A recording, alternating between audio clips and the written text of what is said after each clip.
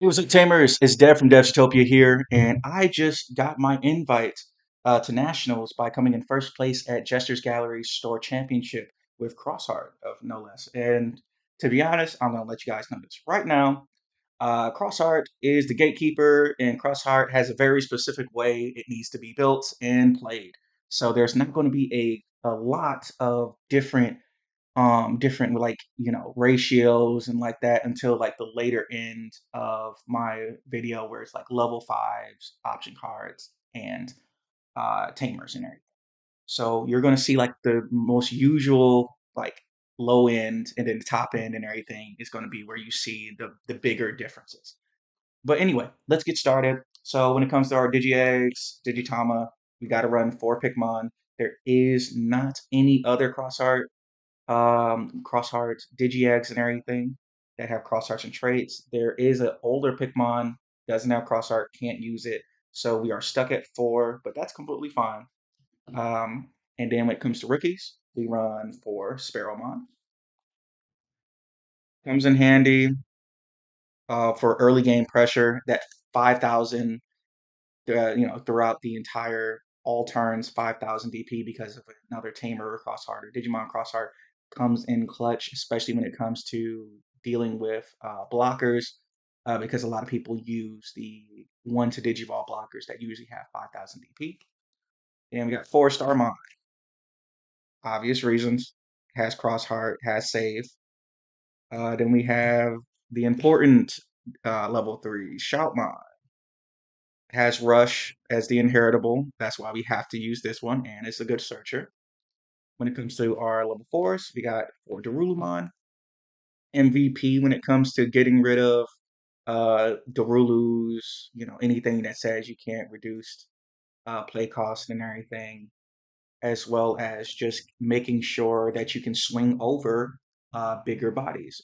There's been multiple times where I played a Darulu with Akari and gave -3 to a level 6 just so that ×5 could swing over. We got 4 copies of Ballista. Really good early game, and just makes it easier to just avoid that chip damage and everything, and just stay in the game instead of just getting blitzed yourself. Because again, you can rookie rush, they can rookie rush too. Then we got 4 × 4. End of attack is amazing. This is the main reason why this deck is the gatekeeper, in my opinion, for obvious reasons, and has secured me so many games. There's been so many times where my opponents were just like, "Do you have ×4? Do you have another one?" Da da da da. I would show it, and then we would go to the next game. And then 1 copy of Shaman King version. I think this card is good at 1. I would not put it anything higher. It can act as a requirement. It can grab a ×4 from trash if your ×4s were just insecurity. And it, to be honest, it actually acts like a Darulu. Sometimes I'm missing Darulu, or I'm just missing Ballista. So having it act as a Digicross requirement and everything comes in clutch for me. Really helps me out. When it comes to level 5s, you got Shaban ×5. And I only run 2 because my luck is really, really good when it comes to seeing ×5 in hand. But when it comes to seeing everything else, it's bad. So I played it at 3 for a time, but didn't realize that I kept getting ×5 in my hand all the time, and it started losing me games. So that's why it's at 2. Then we have DefXmon as our last Digimon. And I think 1 is fine, especially when you go against the build tall decks and you don't go against Digicross every 5 seconds. I know that a lot of people are trying to put it at 2.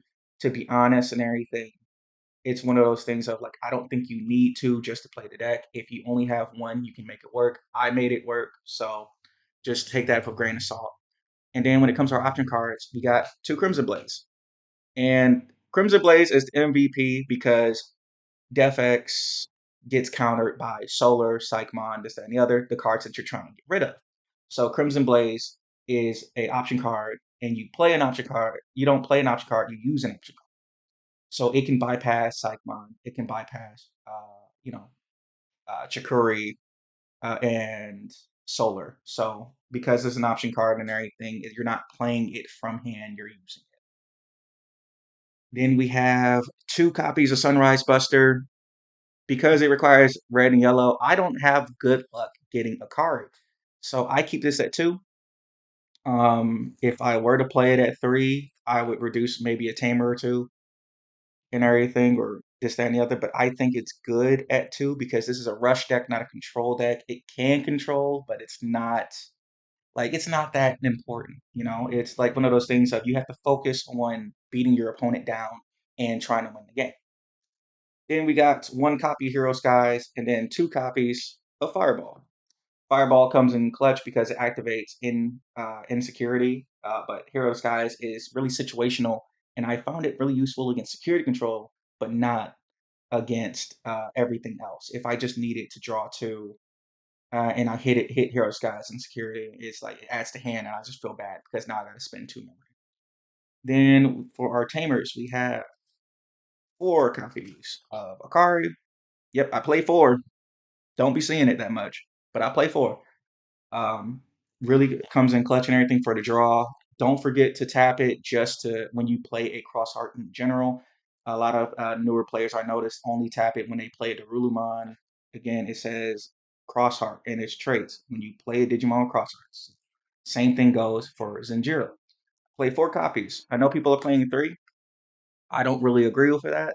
Zenjiro has helped me out because just because you can't use the secondary effect on Akari and Zenjiro doesn't mean it still doesn't, in the security, it still plays a Digimon.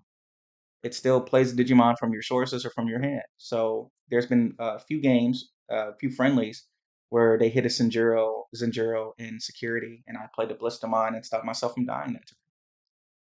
Then we got 4 Taiki, the MVP of the deck. The reason the deck is the gatekeeper, the reason the deck is this good is because it can search, it can add stuff from you can use stuff from your tamers for Digicross, etc., etc. Then we got 2 copies of Tide, Memory Setter, get security attack plus to ×4, ×5. Comes in handy against security control. Having 3 memory is cool when everything costs 4 and you don't have Zenjiro on board to memory choke, you know, and just helps in games quickly. Then we have 1 copy of Ty and Kari because if you get blitz down and you're at 3 or lower, you need that extra memory so that you can make your bigger plays, better plays. And it acts like a Darulumon. So as soon as you swing with a red or yellow Digimon, including Starmon, including regular Shoutmon, just reduce that DP of that security Digimon so you can have a better chance of surviving and forcing your opponent to get rid of your crossfire Digimon themselves. And yeah, that's really it, guys. It's not that complicated. I gave you guys a lot of tips and reasoning for a lot of these, but I am going to go into a little bit further detail and everything about my matchups as well as the tips and tricks and combos of the deck. So I'll be right back. Hey, welcome back and everything. I'm trying to give you guys some tips and tricks for playing the game while playing Cross Heart. To be honest and everything, it's Rookie Rush with a combo at the end to finish off your opponent. It's not that difficult. It's just one of those things of you have to have the mindset for this deck. So that's the biggest thing. It's the equivalent of, how do I say it? Not brain dead, still a combo deck, but you gotta deal damage. You gotta do chip damage whenever you can. Because remember, these saves can go under any tamer. It's just Taiki is the only one that can grab it from underneath anything. So let's say you even just have a tie. I would not swing. Usually, I wouldn't even swing without a tamer. That's why there's such a high tamer count. Because if you do swing without a tamer, it goes straight to the trash like a normal Digimon.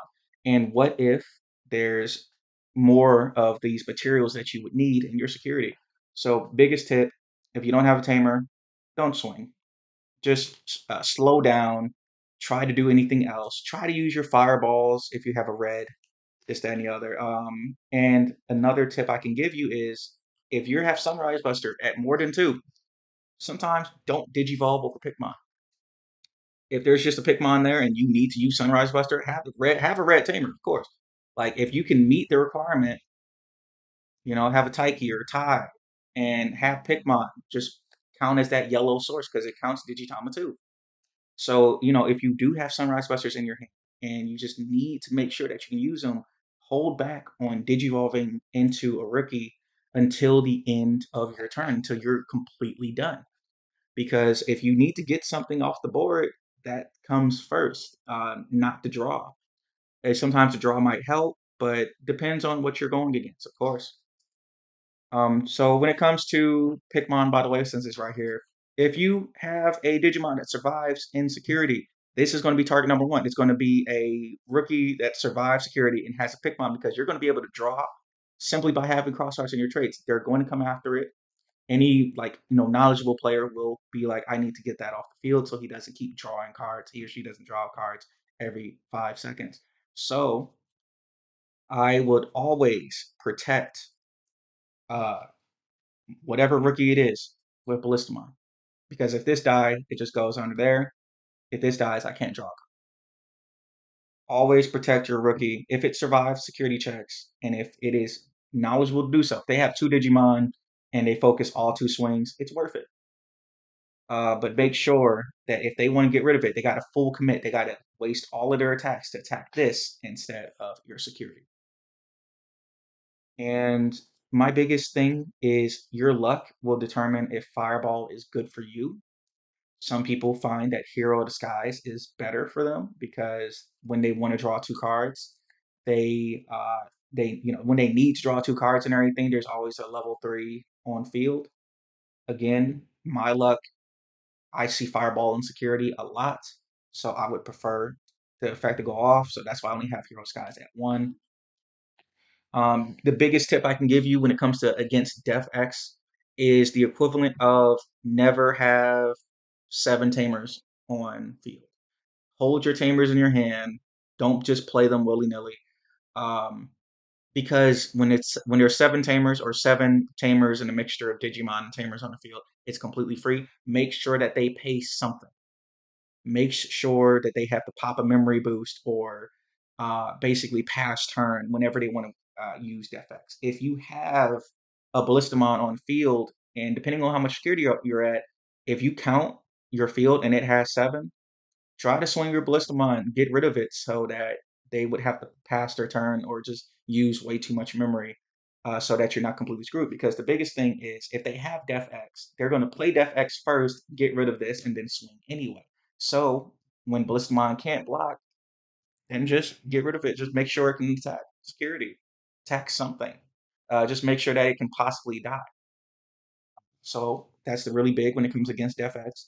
Against Black or Greymon, a lot of people are saying that Black or Greymon is the full counter to this deck. I do not agree with that because the best thing that you can do is make sure that your sources are under multiple tamers.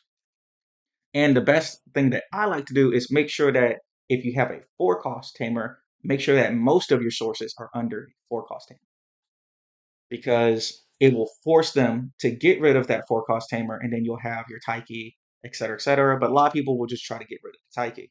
And if you have been playing smart and you've been holding your tamers in hand, you'll just play a new one and you'll be straight.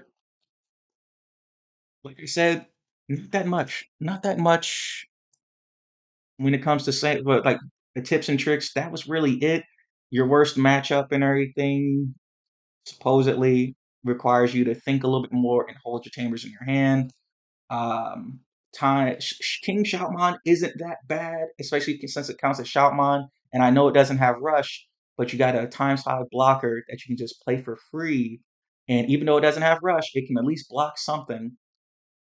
So that's the most important part. Like I said, if you want to use Sunrise Buster, it might be best to just leave Pikmon there and not Digivolve over it for at least a turn. You only have 4 Digitama anyway.